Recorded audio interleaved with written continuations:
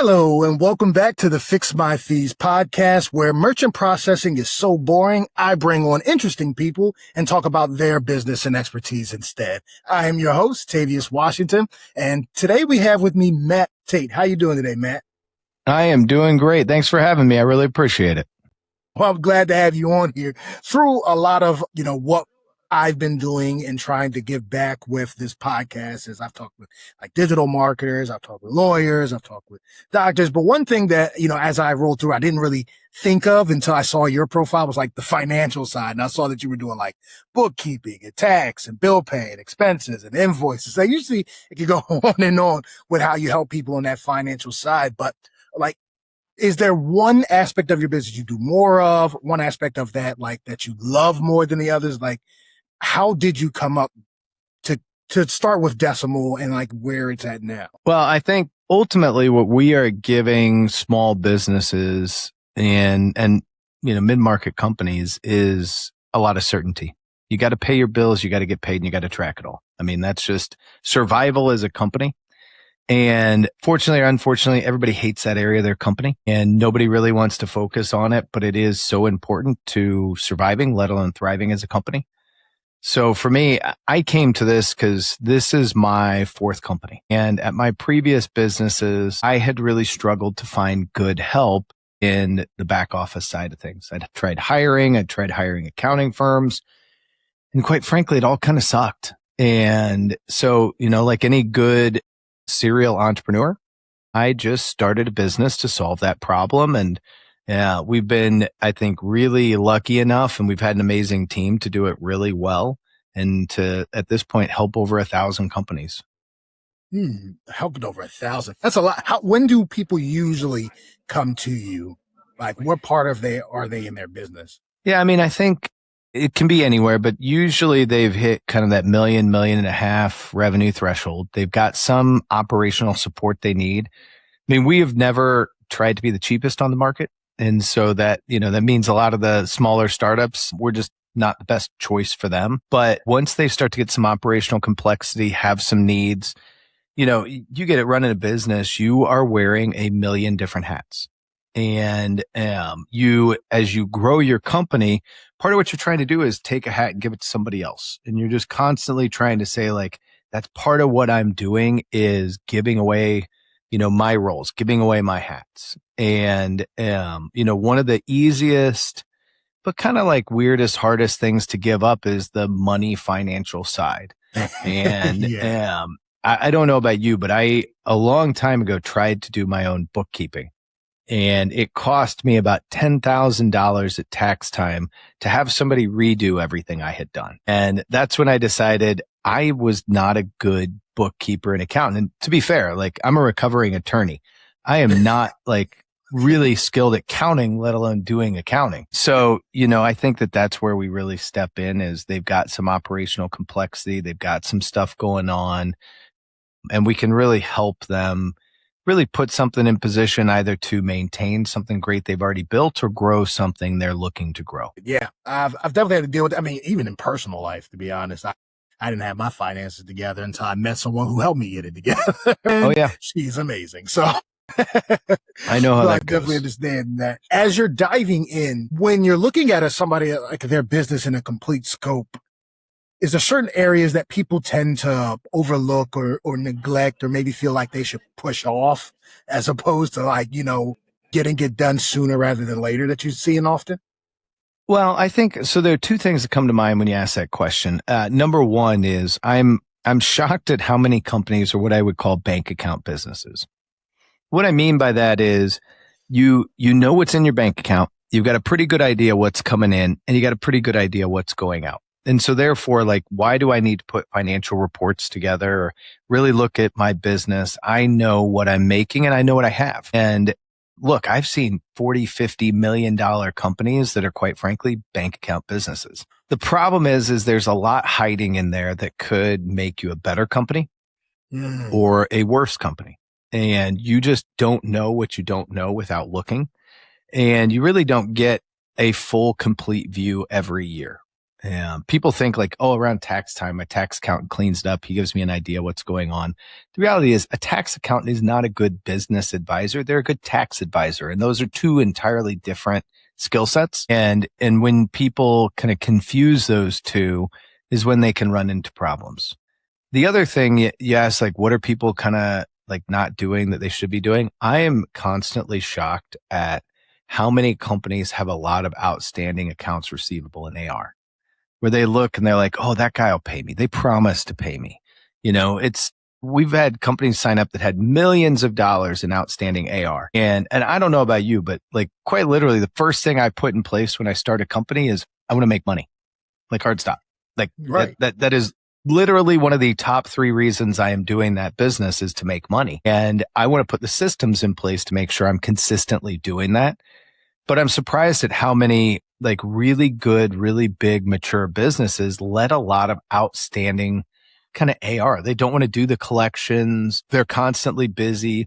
For a long time, we used to have people that would call us and say like, hey, I don't want you to do my bookkeeping, but will you do my collections? And I said, no, absolutely not. That is you and your customer or you and your client. Right. And like, that's a relationship game. You do not want a third party sitting out there. Like, quite frankly, I'll take everything else off your plate so that you can focus on making money because like you got to do that. And we actually have quite a few clients that, we gave that spiel to and they were like, all right, you're right. You know what? I need to put my big kid pants on and I need to go collect that money. And so you do everything else so I can focus on that.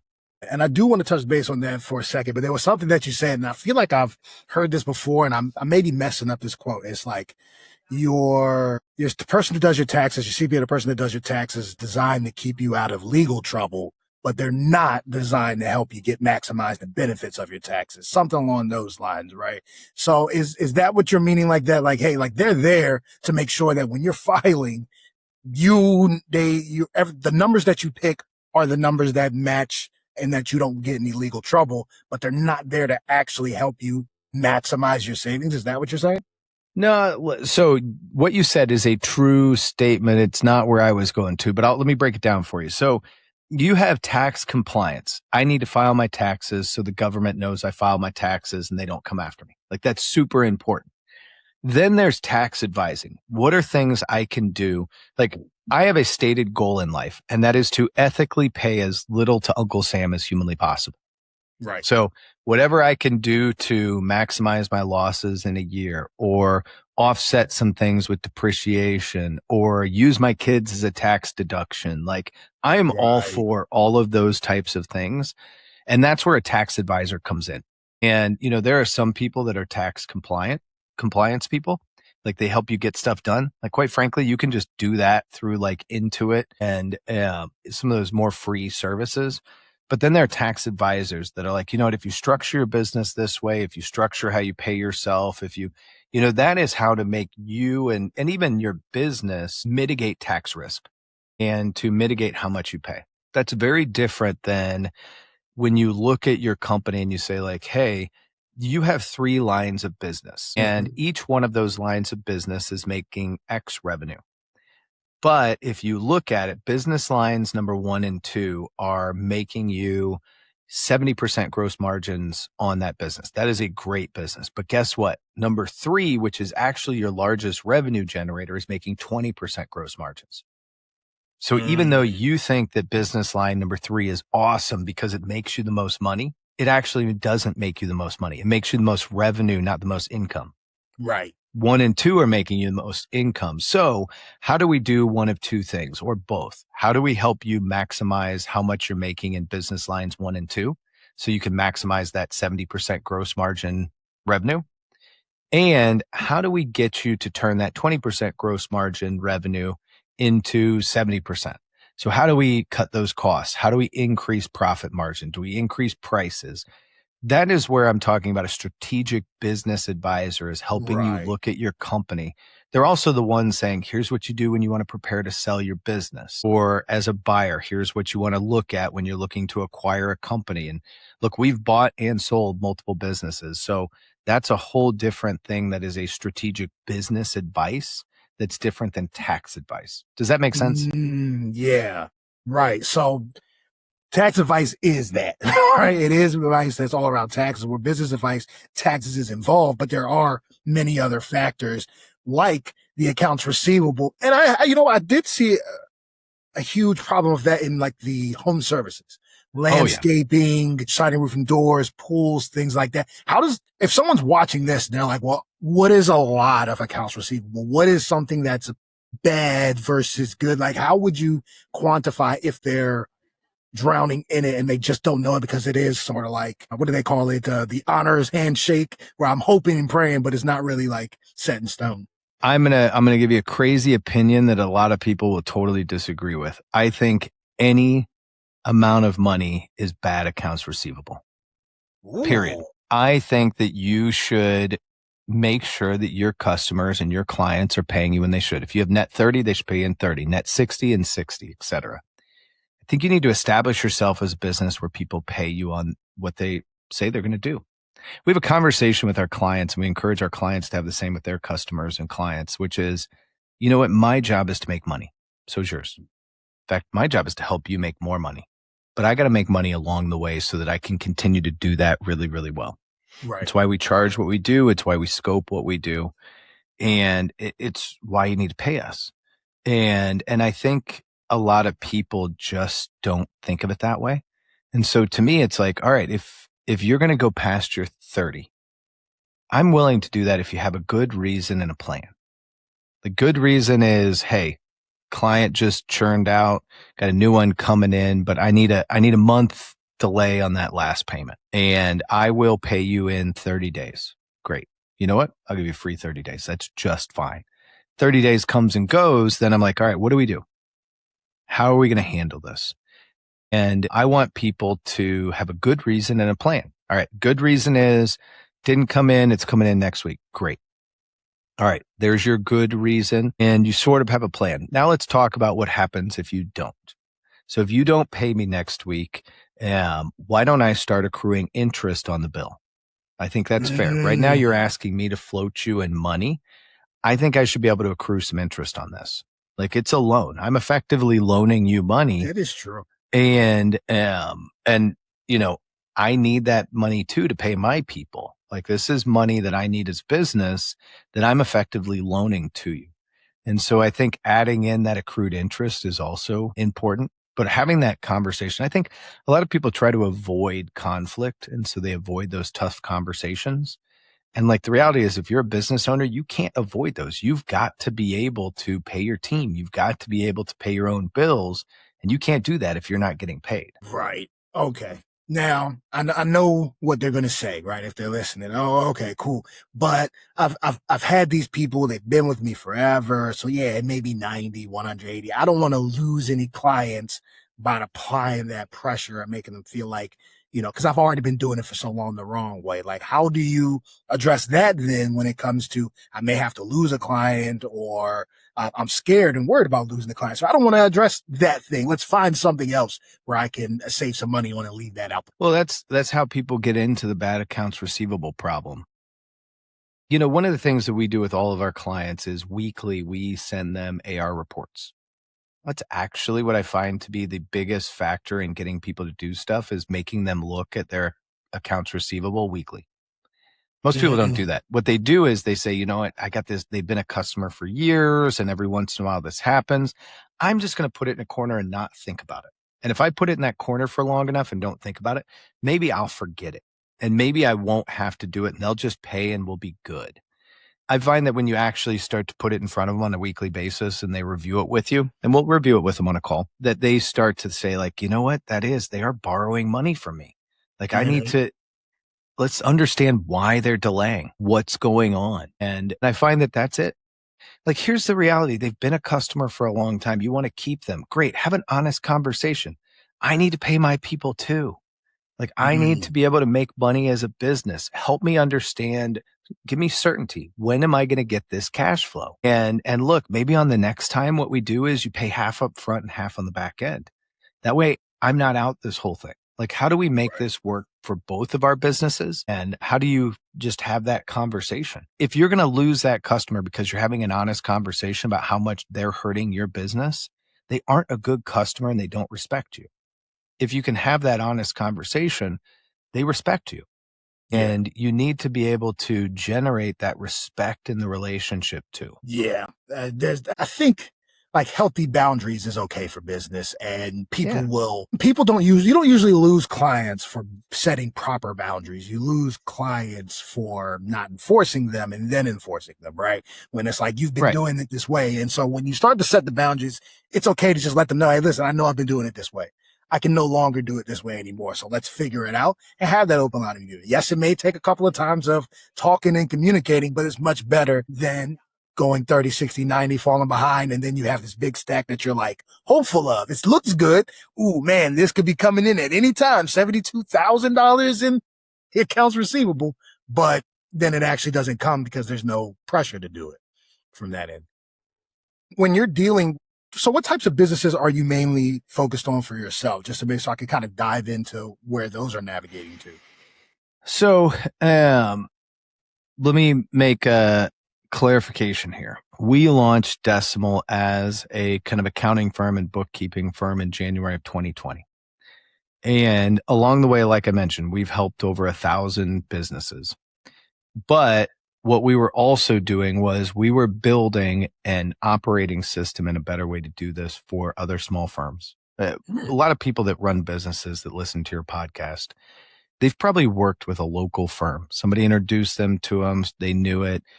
And you know what? That firm maybe started out doing a really good job, but then after a while, they really start to suck. And they're not good at what they do. They're unresponsive. They are using older technology. They just don't understand your business.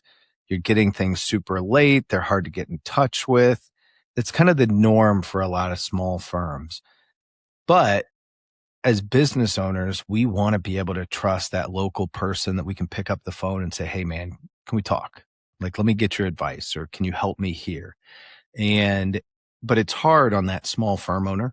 And so what we decided to do is take this operating system, this way that we've done everything, and start using it to help small independent firms. And we did that through franchising. So we now franchise our business, and we're in the business of starting other firms. And along the way, we just sold our large accounting firm so we wouldn't compete with our franchisees. So when we say like, who do we help? It's who do our franchisees help? You know, as we start more and more firms, who do they help? And when we sold our business, we had clients in 48 states. The only two states we had never had a client in were Hawaii and Vermont. I don't know why we couldn't get Vermont, but for some reason we never got Vermont. And at some point I'm going to start a franchise in Vermont just to check that box. And if we ever start a franchise in Hawaii, I will personally go and help them open it up, even though it's totally a virtual remote firm. But so now it's who do our franchises help? And, you know, they are helping these small businesses in a lot of industries. They're helping construction. They're helping home services businesses. They're helping professional services companies, law firms. Heck, we do the books for accounting firms, consulting companies, tech companies, profits, you name it. You think about 1,000 companies. It's hard to say who we don't help. Right. That's true. Rather than who do we help? Right. So this is a friend. I did see that. You know what? I do remember seeing that on the Decimal website. I think it was like, we're all in on franchising, right? Something along those lines.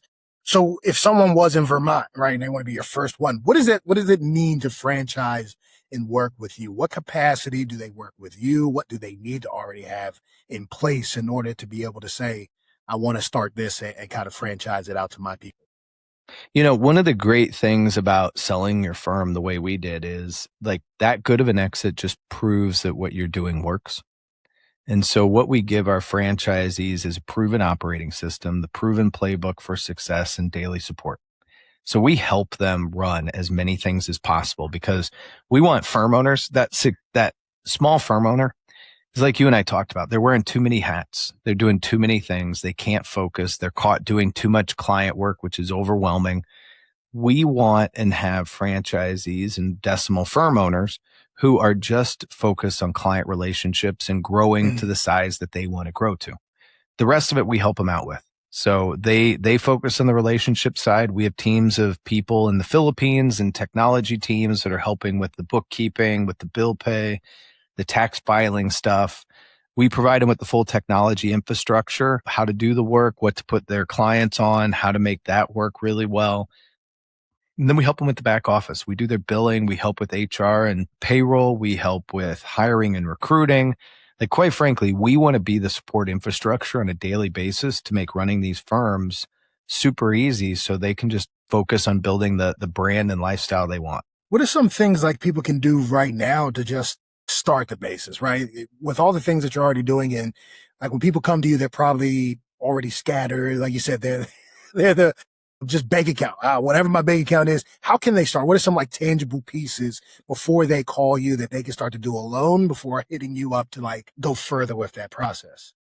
So if you're a small business owner, what I would say is just call an accountant. Like, honestly, you ask like, what can they do? Here's the thing. Whatever they do is probably going to be undone and redone when it comes to like the bookkeeping side. They're going to be like me Like the and 10,000 you paid.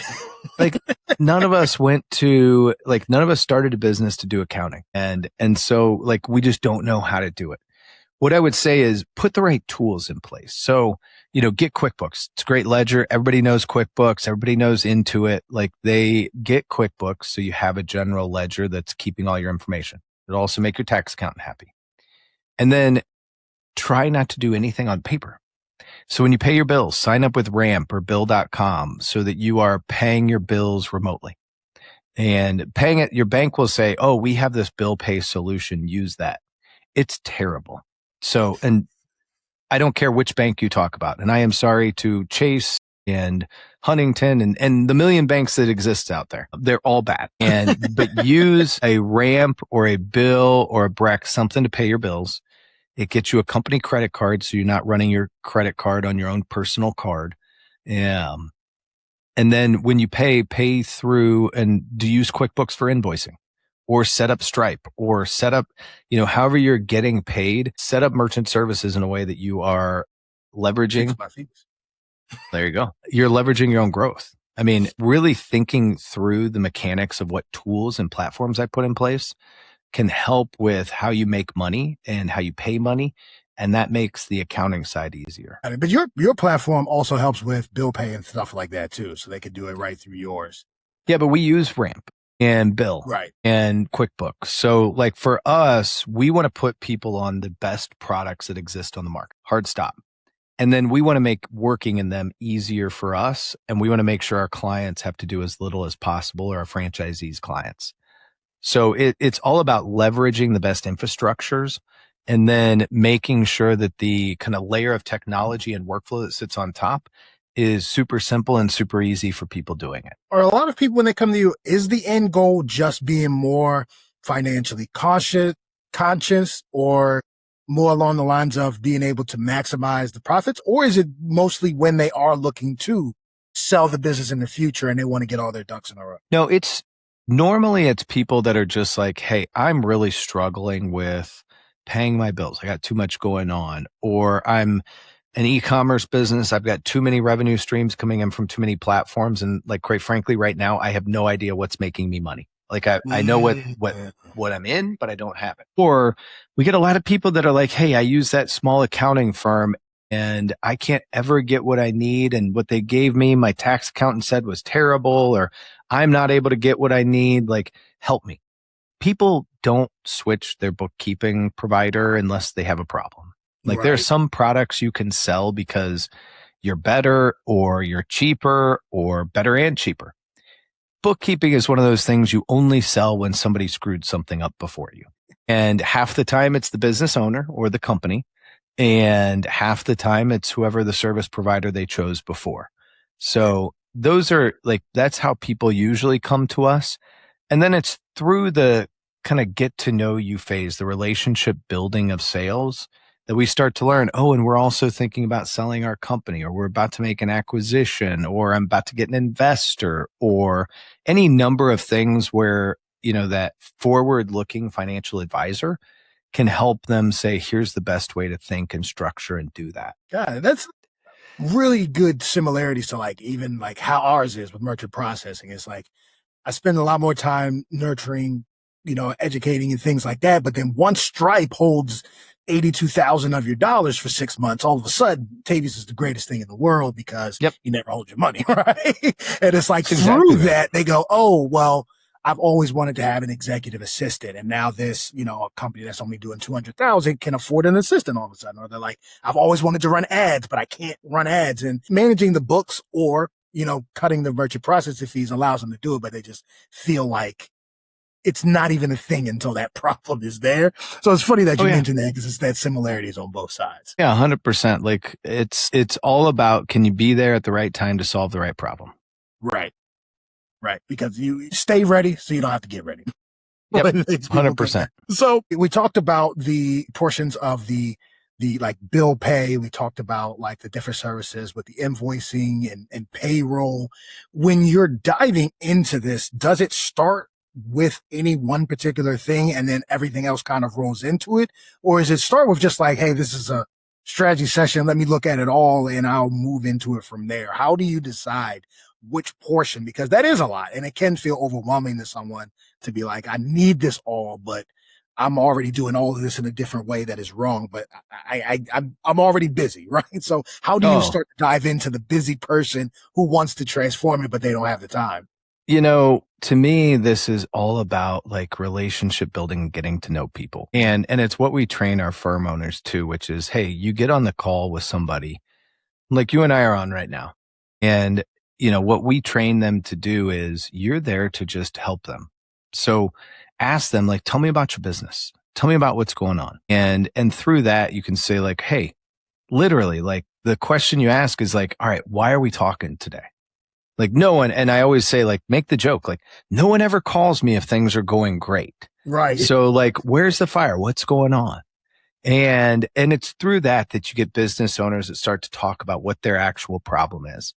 And then what we train and teach people is like, hey, go find the other underlying issues. Like it's not just one, it's rarely, if ever, just one problem. So great. So tell me about this and let me know more about this.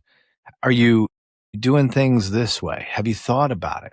If you did it this way, it would save X amount of time and money. Is that something that would be important to you? Like if you could save 5 hours a week, what would you do with it? And like those types of conversations become, I think, really important.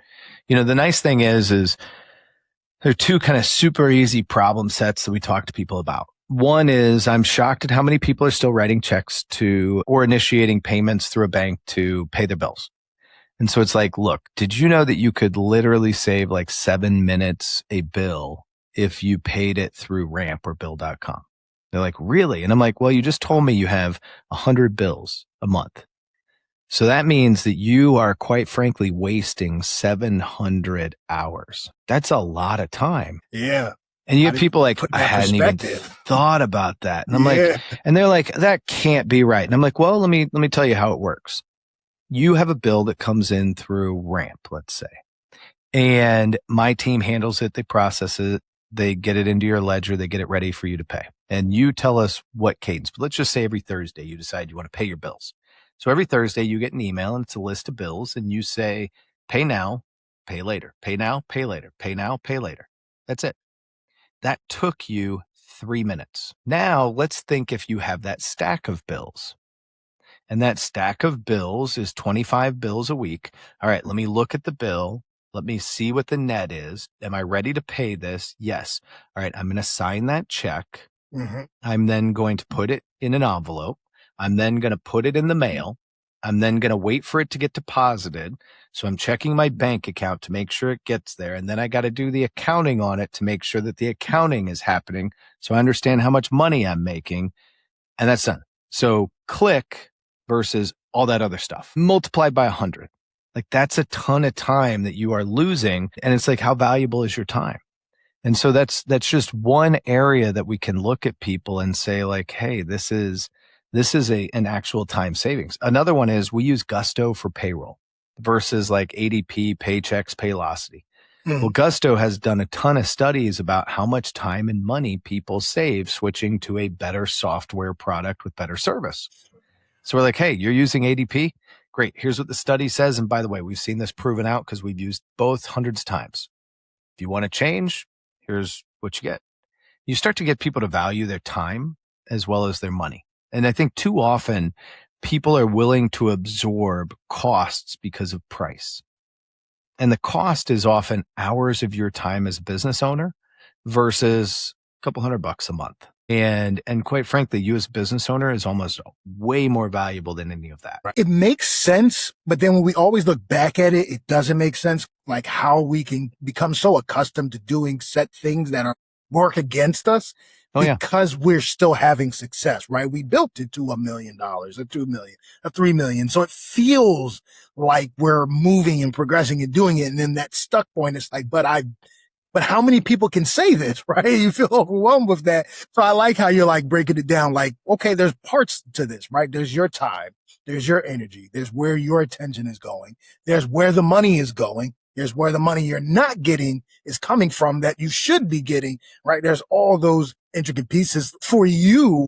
How do you balance that kind of complexity inside of one business over multiple businesses, then done it over thousands of businesses over this time, and still have a life outside of it? Like what do you do outside of it? How do you maintain an actual work-life balance when you're doing something so complex, but making it seem so easy with your franchisees? Well, so it's super easy for me. I've got an amazing team of people and they're the ones that really do the work. I'll go back to, I'm incapable of doing any of this work. So all that complexity that people have, all those thousands of businesses, they're all happy because I never touched their accounting personally. Like that is one of the things they can all unanimously agree on is we are in a better place because Matt did nothing. As you build a business, there are a couple of things that I think are really important. And the first is when you start a company to get an idea of what your end state is. And that'll change, by the way. So allow it to. And it's, hey, I want to be able to work this much. I want to be able to do this much with my family. I want to be able to make this much. Set those two endpoint goals because they give you a target to work from. I feel like most people actually start a business without thinking that through. And they just kind of get into it and they're like, I hope I could do this. I think I could do this. And then they kind of get into it and they're like, well, I guess I never really thought of it. I think you should really think through what your end state is because it gives you a target to work towards. And then as you start to grow your business, bring in the right people that you can give hats to and trust that they'll take those and then let them take them. And, I always joke that I'm a really good leader, but I'm a terrible manager. So like, I'm really good at convincing people to jump off a bridge, but I'm terrible at getting them to line up to do it. I need a COO in my business. Right. So I've got a great COO and Michael handles all the day-to-day stuff. And he's the one that manages most of the people. And luckily I only manage him and Jacob, my co-founder, and they both understand that I'm a bad manager. And like, that's just totally how it is. And they're cool with it. And we figured out how to, manage together and run the business together. Final decisions always come to me if there's any conflict, but I let them do that. And, I've also made the decision. I've got 3 young kids, 11-year-old boy-girl twins and a 9-year-old girl. My wife is way cooler than me. She is a powerhouse in the gambling, gaming, legal world and works for Fanatics. So when we go to parties and people ask me what I do, I'm like, oh, I run a franchise business for accounting, but talk to my wife. She works for Fanatics. And people are like, oh my gosh, that's awesome. And I'm like, I know, right? And so it's just understanding that balance and fighting for it. I took a vacation for spring break a couple of weeks ago and I turned my out of office responder on and I did nothing. I checked my email 15 minutes a day just to clear the inbox. And I trusted that when I got back, everything was good. And guess what? Everything was good. I love that. That ending part where you're like knowing what is important and fighting for it, right? There is a difference between like, man, I would love to make sure that I do things with my kids, that I'm there for this and that I could take them on vacations, that I'm not working 80 hours a day. We say that. Are you fighting for it? And are you sticking to it? And then when you do it, are you sticking to it? Like you said, 15 minutes to clear out things, or are you on vacation, but still not on vacation the entire time, right? And then being able to balance that. So I definitely appreciate your insight because I like for people to see that, like, we are just normal people all trying to make it. We all have kids. We have families. We have different things. We have different reasons why we're doing it. But, they all revolve around the same thing, especially as men just trying to provide in the mentality that we have for taking care of everything all the time, kind of that. But One thing I do love to talk about is I am a huge foodie. Right. I travel for food. It's a part of my life. If I could I love doing this. Don't get me wrong. But if there's anything I would do outside of podcasts, it would just be eat. Try different foods at different I love restaurants. it. So are you a foodie that's like, I have the same meals, go to the same places, or do you like to try different things while you're out here living your life? So one of my past companies was helping high-end restaurants. And so I Nice. am also somebody that likes good food. I love trying new things. I love cooking new things. The Yes. pandemic was awesome in the sense that like it gave me an opportunity to develop a hobby of like, I like smoking and meat and grilling. And so like I'll, I smoked chicken last week for the family and the kids call it Dad's famous chicken because pulls off the grill and they're just, ripping shreds off of it. Nice. So I like that. I'm in Indianapolis and we're getting into like decent grilling weather and I like doing that with the kids, the family. But then, we like going out, took kids out to sushi last night and got all like 2 11-year-olds and a 9-year-old. They were rocking some sushi, man. Nice. Last summer, talk about balance. We took the kids to live for almost a month in Costa Rica and worked and lived and tried a bunch of Costa Rican food and like just enjoyed it. Like it was awesome. That is awesome. See, I can't wait. That's one of the things I look forward to because I do move around a lot. But when I'm sitting still getting a smoker, because you're right, during COVID, I went through a phase of cooking foods that were like famous. Like I made Chick-fil-A sandwiches at home, seafood grills that we could go out to. So it's like, since we can't go to them, I'll make them at home. But I haven't had a chance to smoke. I just mostly grilled steaks. But I really, really, really would love a smoker, man. So I'm so jealous of that. But Oh, it's fun. One thing I've done as we grew Decimal, like when we sold the firm, we had 110 employees and we used to have a Decimal food channel and people would post recipes and it's cool because we got people from a bunch of different states, bunch of different cultures, and we try them. Like my family would try them. I tried cooking some Pakistani food. Love Pakistani food. Really freaking terrible at cooking it. But, like there are a bunch of us that had smokers and we would share recipes. And like I found that that's kind of fun too, is just being able to share that gift of, what made my family happy and seeing if it makes yours happy too. awesome. That's cool, man. See, that's why I love diving into people's stories. You never know, right? We're talking about all of this the entire time when it comes to finances, the business, and come to find out it's just as big as a foodie as I am. You've built high-end foods in the past. That is awesome, man. Thank you so much for coming on here again, Matt. I know I appreciate it. Coming across each other was happen chance, but I absolutely love this, and I appreciate you coming on with me today. No, thanks for having me. I really appreciate it. Cool. And if some people want to reach out, whether that's a franchisee, whether they're trying to figure out more of what you're doing, or maybe they're lost and they're like, well, you said to reach out to someone. If I don't know as opposed to just trying something myself, so I want to reach out to you, how can people get in touch with you, or what's the best way they can contact you? Yeah, the easiest way is just find me on LinkedIn, Matt Tait, and follow me, message me. I'm always happy to help. Love to chat. That's the simplest, easiest way. We'll be relaunching our podcast, but it's going to be very accounting focused. So if you like accounting things, which by the way is super freaking boring, we'd love to have you listen. It'll be called The Irreverent Accountant, and we're looking forward to it. Nice. And then what we'll do is, like, when you have a date for that, let me know. We'll put that in the bio for people to, that way they have the links to reach out to you, the date of the podcast dropping, and they can check in with that. But thank you so much again for jumping on this podcast. It's been a lot of fun. Yeah, thanks for having me. Awesome. Cool. And thank you guys for listening. I appreciate you tuning in to watch me and Matt talk about a bunch of fun things. And if you have an interesting business like Matt does and you feel like the audience would benefit from learning from you, reach out to me at Tavius@fixmyfeast.com. Again, like and subscribe if you want to learn more. Other than that, enjoy the rest of your day, guys.